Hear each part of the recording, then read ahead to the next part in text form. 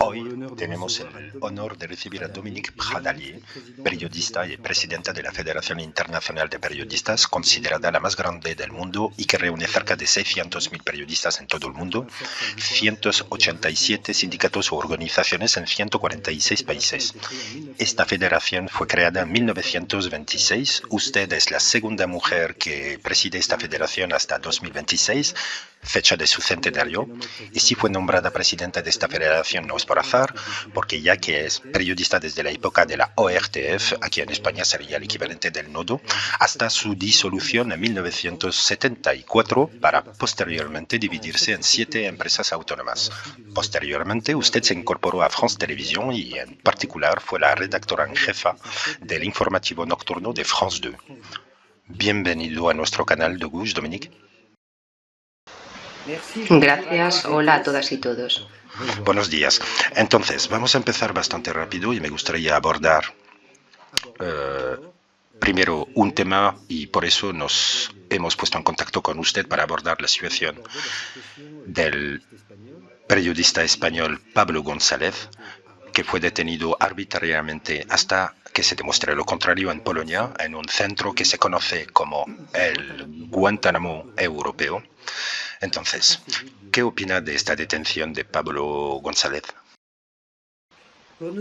Para nosotros, la Federación Internacional de Periodistas y para la profesión es tremendamente impactante ver que un periodista puede ser arrestado y mantenido preso en un país europeo, sin ninguna incriminación específica, sin posibilidad de defenderse, sin posibilidad de tener acceso a su familia y a su profesión. Es absolutamente injusto, es escandaloso y nuestros sindicatos franceses, encabezados por el Sindicato Nacional de Periodistas, se ha comunicado sobre este punto y nos solidarizamos totalmente con los sindicatos españoles y, por supuesto, con Pablo González. Sin embargo, en la situación actual, incluso estuvo la propia Comisión Europea que recomendó trasladar a Pablo González en España a la espera de una sentencia o de lo que sea. Veo cierta contradicción en el comportamiento del gobierno español de Pedro Sánchez, que es, por ejemplo, vemos que el gobierno español está actualmente muy activo en el conflicto israelo-palestino y por haber defendido, por ejemplo, los periodistas palestinos en la situación en la que están ahora. Pero, por otro lado, respecto a la situación de Pablo González, vemos cierta pasividad.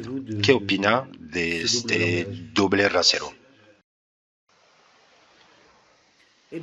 Pues resulta muy sorprendente por parte del gobierno español no dar ninguna señal a favor de este periodista. Todo gobierno tiene el deber de proteger a sus ciudadanos y entre los ciudadanos aquellos que tienen un estatus un tanto especial, ya que a veces se ponen en peligro para informar a otros. Y entre los que tienen un estatus especial, aquellos de los que nadie sabe los motivos de su encarcelamiento.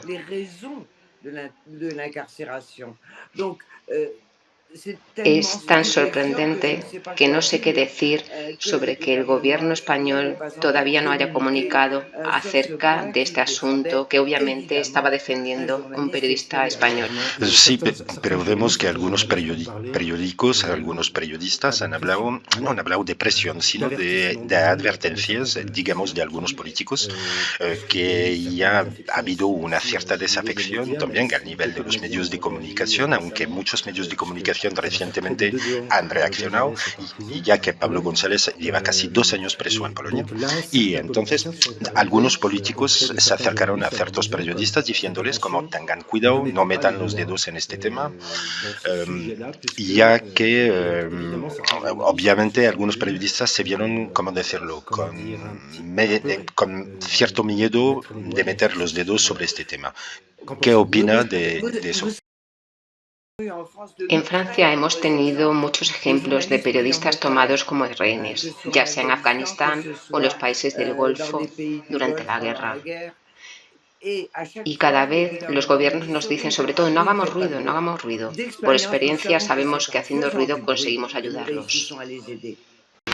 Para volver a un tema que tiene una relación directa con esta situación de Pablo González, me gustaría abordar el tema de la desafección de los estados democráticos hacia los periodistas. Me gustaría abordar particularmente el caso de Julian Assange y de Ariane Lavilleux. ¿Cree usted que en estos dos casos hay una real desafección por parte de los estados democráticos? Obviamente me refiero particularmente a los países occidentales. Hoy, 6 de diciembre, se cumplen exactamente 1700 días desde que Julian Assange, periodista australiano, fue detenido arbitrariamente en una prisión de alta seguridad, Belmarsh, en Gran Bretaña.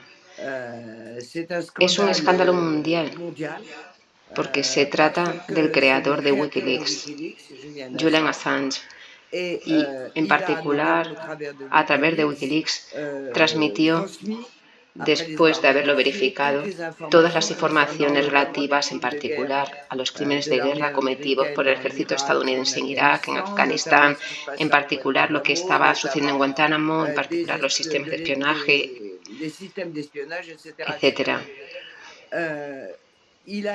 Estas revelaciones, esta información fue retomada por los medios de comunicación de todo el mundo en los años 2011-2012. Desde entonces es el objetivo de la persecución lanzada contra él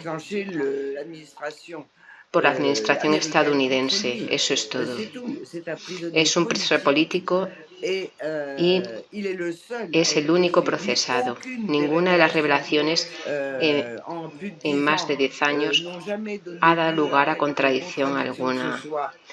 Ninguna de las amenazas de estás poniendo en peligro la vida de las personas ha sido materializada por un solo ejemplo. Ahí lo tiene, un periodista australiano en prisión que estuvo en primera plana de los medios, que fue un héroe y que ahora está totalmente olvidado por parte de la profesión. ¿Por qué? Porque muchos gobiernos, como el de los Estados Unidos de América, tienen interés en no tener periodistas que revelen sus pequeños secretos sucios o el gran secreto sucio.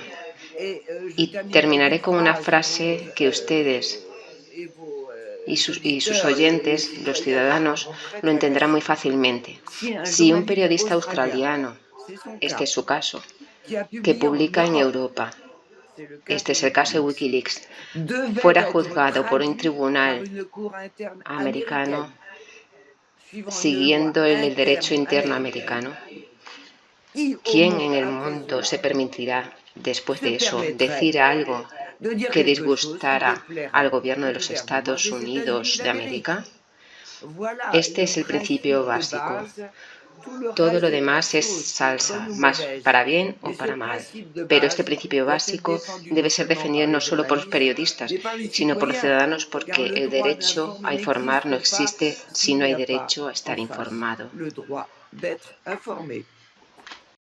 ¿Cree que se repite la misma situación con Ariane Lavilleux, es decir, esta idea de asustar a los periodistas? En cierto modo, nuestra colega francesa, Lavilleux, fue víctima de este mismo sistema. Es decir, desatamos fuerzas contra un periodista. Esta es la inteligencia francesa, para asustarlo, para asustar a otros periodistas y, sobre todo, especialmente para asustar a las fuentes de los periodistas, diciéndoles, mirad lo que le pasará al periodista y, por tanto, a vosotros, fuentes, si seguís queriendo revelar hechos de interés general.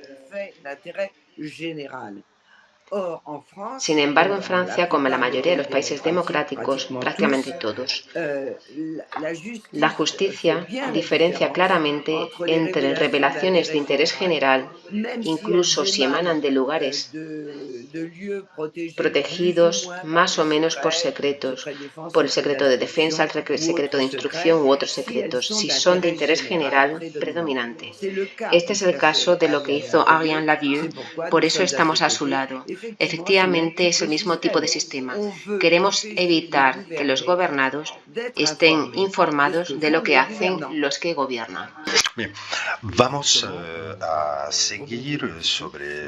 vamos a rebotar sobre otro tema, pero vamos a seguir sobre este silencio, esta pasividad que pueden tener ciertos países democráticos sobre el tema del conflicto israelo-palestino y en particular sobre la situación de los periodistas palestinos. ¿Qué opina de esta situación de vulnerabilidad que viven hoy los periodistas palestinos? Ya como ciudadana, debo decir que la masacre de una población civil por parte de un Estado vecino es algo que nunca he vivido en mi vida. No tengo esta experiencia y no sé si muchos la conocieron. Nosotros, la Federación Internacional de Periodistas, hemos apoyado a nuestros colegas ucranianos desde la invasión de su país por el ejército ruso. Hemos abierto 6 centros para ellos, para entregarles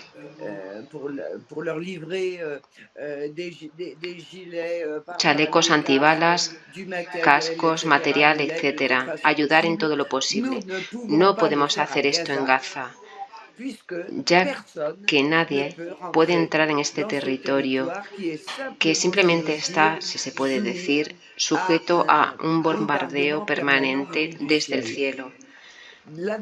Allí, los únicos presentes son los periodistas palestinos y el afiliado de la Federación Internacional denominada PJS, Palestinian Journalists Syndicate, ha estado realizando un trabajo absolutamente extraordinario de valentía y abnegación desde el 7 de octubre. Un trabajo absolutamente necesario, ayudar a los periodistas de Gaza, que están en Gaza para informar al mundo entero, ya que ningún periodista puede regresar en Gaza, dando información escrita, en imágenes o vídeo, etc., debidamente verificada, absolutamente seria y con riesgo de sus vidas. Y con riesgo de sus vidas, pues eso da hoy 67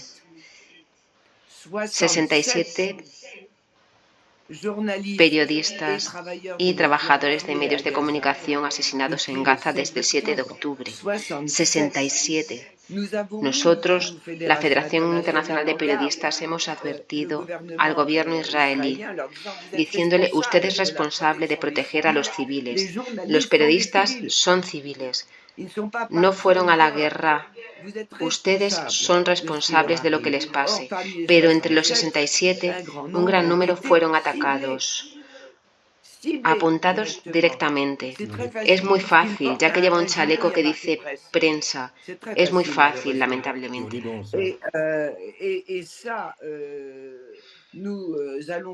Vamos a preparar un expediente para la Corte Penal Internacional.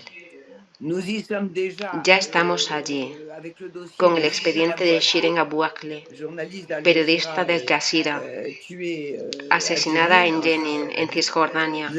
Vamos a recopilar expedientes y, por cierto, el fiscal especial de la Corte Penal Internacional, Karim Khan, estuvo en Cisjordania el 2 de diciembre, donde se reunió con el presidente de nuestro sindicato, Nasser Abu Bakr, un presidente que logró salir y que actualmente hace algunas paradas en Europa para recordar la lista de periodistas asesinados por la que los periodistas palestinos ya han pagado con su vida por informar al mundo entero. Mañana estará en París y estamos organizando una conferencia de prensa y un debate con este presidente que se centra en el día y noche con todos los miembros de esta unión en el destino no solo de los palestinos, sino también de sus familias. Cientos de personas, de miembros de sus familias, fueron asesinados. Los periodistas están en las calles, sus edificios son destruidos, 60 redacciones han sido destruidas, incluidas las de la agencia de prensa francesa. Por lo que está en el punto de mira, ¿no? Todo el mundo sabe dónde está la agencia de prensa francesa en Gaza o en otros lugares. Está escrito en él. Dominique, tenemos la impresión de que con el tiempo podemos verlo en México, con la situación de los periodistas en México. Podemos verlo en Brasil también con ciertos periodistas ambientales. Lo estamos viendo ahora en Palestina. Estamos empezando a ver esta obsesión con los periodistas también en Europa. Pero realmente estamos hablando de muerte. Hay muchos periodistas al año que pierden la vida por hacer su trabajo. ¿No tiene la impresión de que hoy en día la vida de un periodista ha sido completamente banalizada? Más bien, la muerte de un periodista está completamente banalizada.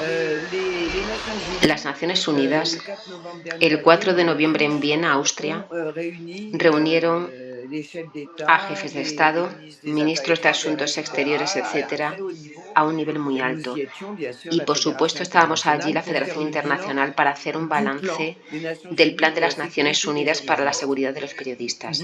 10 años del Plan de Naciones Unidas. Es un plan muy bien escrito. Puedes leerlo, es muy bueno. Según la UNESCO, estas cifras ni siquiera son nuestras. 1000 periodistas han sido asesinados en 10 años. ¿Por qué? Porque en el plan no hay obligación ni restricción. Y es por eso que la Federación Internacional de Periodistas, que tengo el honor de presidir, tiene un proyecto de convención contra la impunidad de los asesinos de periodistas y especialmente de sus patrocinadores. Esperamos que este plan cuente con el apoyo público de suficientes países en todo el mundo para que las Naciones Unidas lo adopten en su Asamblea General. ¿Por qué contra la impunidad? Porque si hay 1000 periodistas asesinados es porque casi no se hacen investigaciones, ya sea en México, Serbia o India, Nepal, Perú, en muchos países, ya sea que nos creamos democráticos o que se presenten como tales, no se hace ninguna investigación seria llevada a cabo. Sin embargo, el proyecto de convención prevé un grupo de vigilancia permanente. Establece que los países tienen una obligación de resultado con respecto a la protección de los periodistas y establece que investigadores internacionales independientes pueden ir a los países a investigar cuando los países no pueden hacerlo por sí mismos. Eso es todo. Si no logramos que este proyecto de convención exista,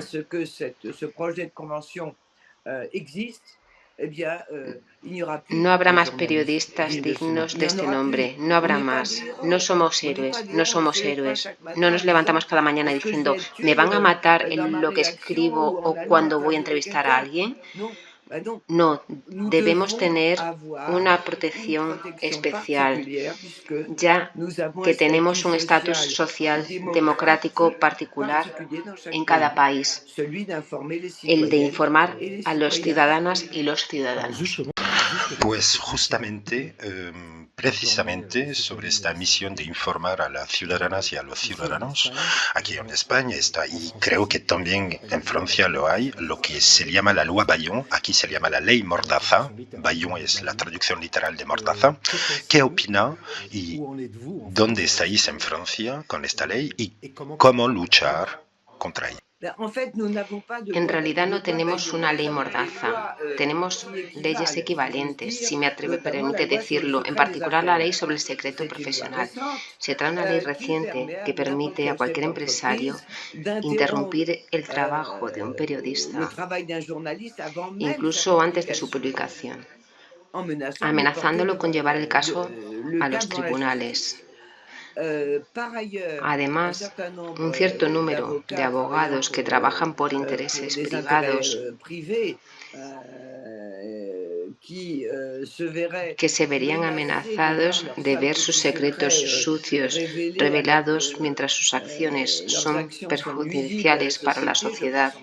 Creo que en materia de salud, en materia de finanzas, en materia de medio ambiente, es permanente.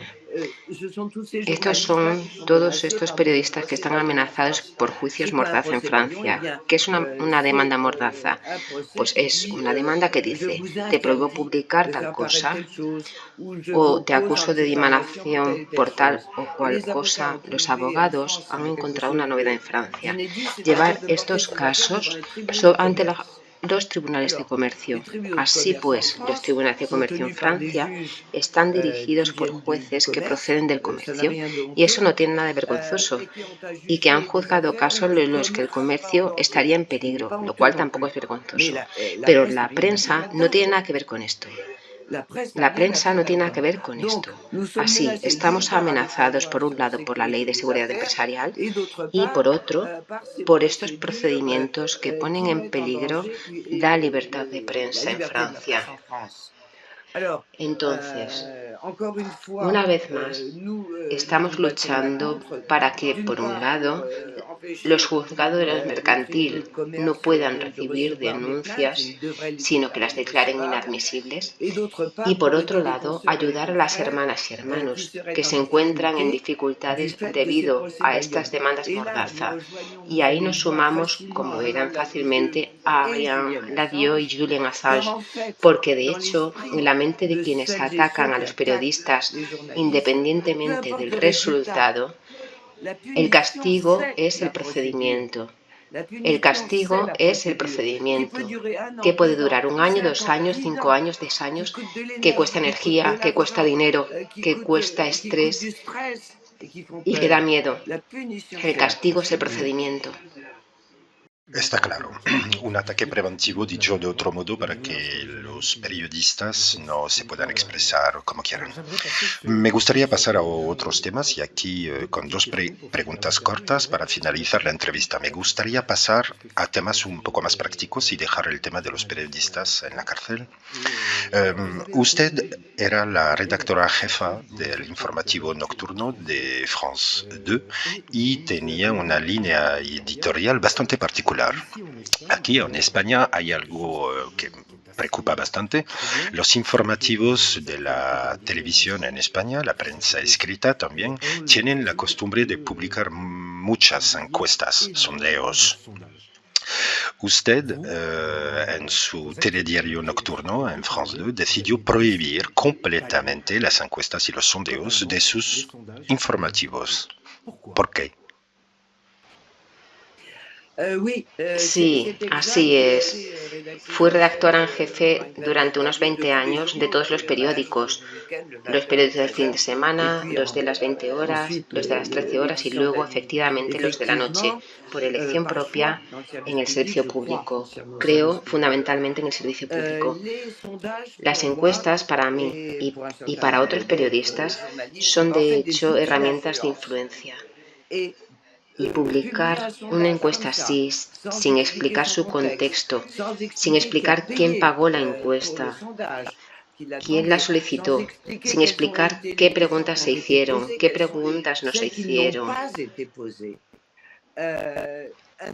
Esto introduce al periodista, si no puede dar este contexto, en desinformación.